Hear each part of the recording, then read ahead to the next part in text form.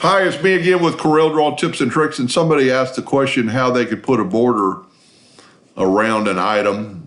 First of all, you could just freehand it, but I created this one in just a few easy steps.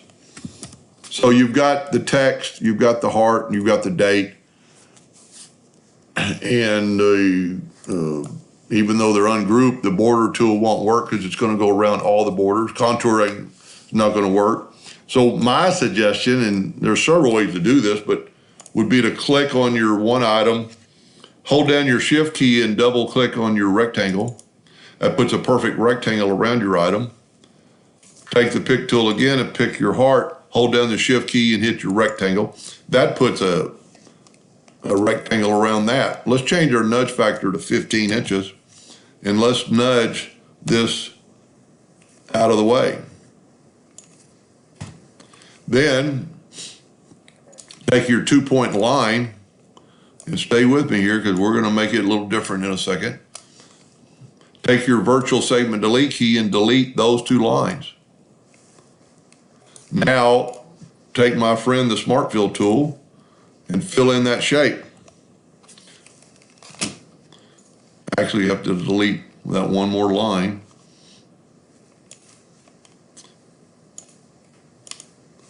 Take the Smart Fill tool and fill in that shape.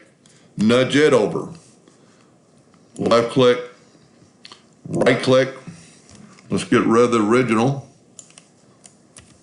Now let's take this shape and go to Effects and Contour. And I'm going to contour with rounded corners to the outside, 1 inch in black. It doesn't really matter. And it's going to give you a pretty good looking shape. Go up to Object, break contour apart, grab the outside contour and move it over. And if you do not like that, there's a lot you can do with this. Go to your shape tool and let's grab this node right here. Well, matter of fact, let's delete those nodes. Grab this node right here till you get a handle and bring that in wherever you want it. Now to make both sides equal, let's nudge that out of the way. Let's Control D and make a duplicate of that and mirror it. Then take your Smart Fill tool and fill that in.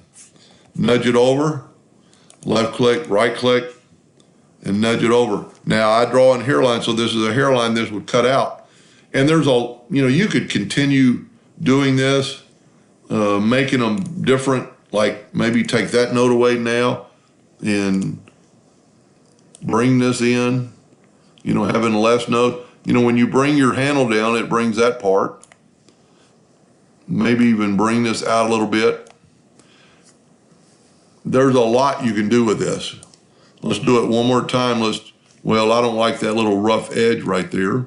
So let's get our shape tool again and let's just delete those nodes. Now getting this handle, you could go like that. That looks pretty good. And just remember, nudge it out of the way.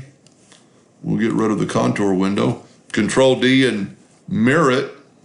Now you're going to get a completely different shape. And if sometimes you might have to use the contour tool, like if we don't want, well, it should work. Let's just use the Smart Fill tool. Nudge that out of the way. Left click, right click, and then nudge it back to your graphic. We messed up a little bit because we're a little bit too close to the 17. And I don't like that sharpness of that node. But you can, if you change that out a little bit, maybe go like this somehow, making that a little bit bigger. Let's get rid of that node and see what happens. That looks really good. Let's do it one more time, because now we know we're away from the 17. You don't have to nudge it out of the way, but you can Control D and make a duplicate and mirror it, Smart Fill it, nudge it back over, left click, right click, and then nudge it over your artwork. We're still too close to 17, but you get the idea. Matter of fact, what we should have probably done is, we still have it. We can virtually select, delete that. Let's get rid of the new outline and nudge this over. See, that's the advantage of the Smart Fill tool. The Smart Fill is going to fill all those nodes in, and then you can left click, right click, and nudge it over, and you could do any shape you want. You could contour that again. Anyway, I hope it helped them a little bit. Thank you for watching.